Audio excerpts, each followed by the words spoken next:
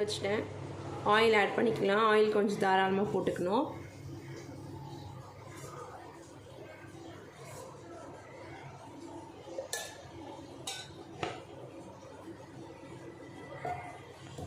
Oil சூடாயிடுச்சு.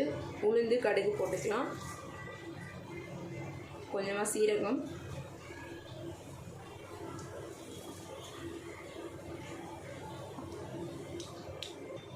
இதில் பார்த்தீங்கன்னா கடுகு, வெந்தயம், சீரகம் மூணுத்தையும் வறுத்து வச்சுருக்கேன். இதை பொடி பண்ணி கடைசியாக போட்டுக்கணும்.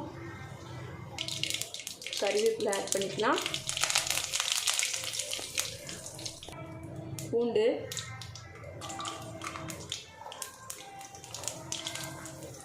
சின்ன வெங்காயம் போட்டுக்கலாம்.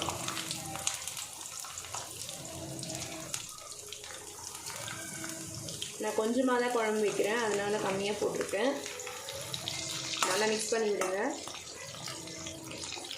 கண்ணாடி பதத்துக்கு வரணும் ஆனியன், அது வரைக்கும் பண்ணுங்கள். வெங்காயம் நல்லா வதங்கிடுச்சு. ஒரே ஒரு சின்ன தக்காளி கட் பண்ணி வச்சுருக்கேன், அதை ஆட் பண்ணிக்கலாம். கொஞ்சம் மஞ்சள் பொடி ஆட் பண்ணிக்கலாம்.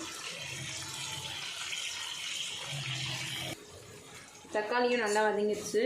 சில்லி பவுடர் ஆட் பண்ணிக்கலாம். ஒரு ஸ்பூன் குழம்பு மிளகாத்தூள் ஆட் பண்ணுறேன். Kashmiri chilli powder 1 spoon add பண்ணுறேன். ஒரு சின்ன சைஸ் புளியை கரைச்சி வச்சுருக்கேன், இப்போ இது கூட ஆட் பண்ணிக்கலாம்.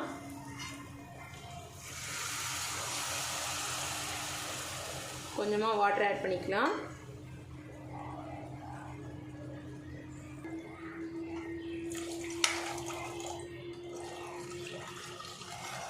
இது நல்லா கொதிக்கணும். கொதிச்சதுக்கப்புறம் அந்த பொடியை அரைச்சி போட்டுக்க வேண்டியதான். சால்ட்டை ஆட் பண்ணிக்கலாம்.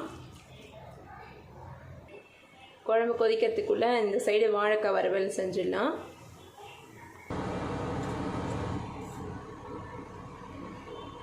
த்ரீ ஸ்பூன்ஸ் ஆயில் ஆட் பண்ணிக்கோங்க.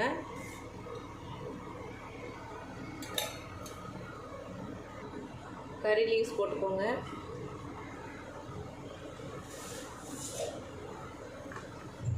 இதில் ஸ்லைஸ் பண்ணி வச்ச வாழைக்காவை அப்படியே ஆட் பண்ணிக்கலாம்.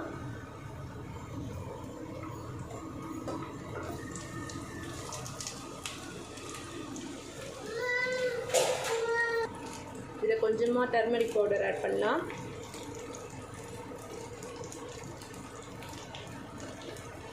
சால்ட்டு, சில்லி பவுடர் ஆட் பண்ணால் அவ்வளோதான். இதுக்கப்புறம் இந்த தேவையில்லை எதுவுமே போடுறதுக்கு. சால்ட் ஆட் பண்ணிக்கலாம்.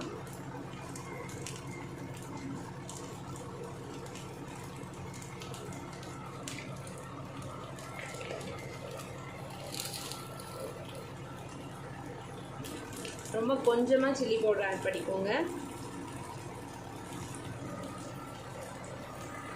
நல்லா மிக்ஸ் பண்ணி விட்டுருங்க. இன்னும் 5 மினிட்ஸில் சூப்பராக ரெடி ஆகிடும். வாழைக்காய் வறுவல் சூப்பராக ரெடி ஆகிடுச்சு. ஆஃப் பண்ணிடலாம். இப்போ குழம்பு நல்லா கொதிச்சிருச்சு. இந்த பொடியை ஆட் பண்ணிக்கலாம். பொடியை நல்லா தூள் பண்ணி வச்சுருக்கேன். கடுகு, வெந்தயம், சீரகம்.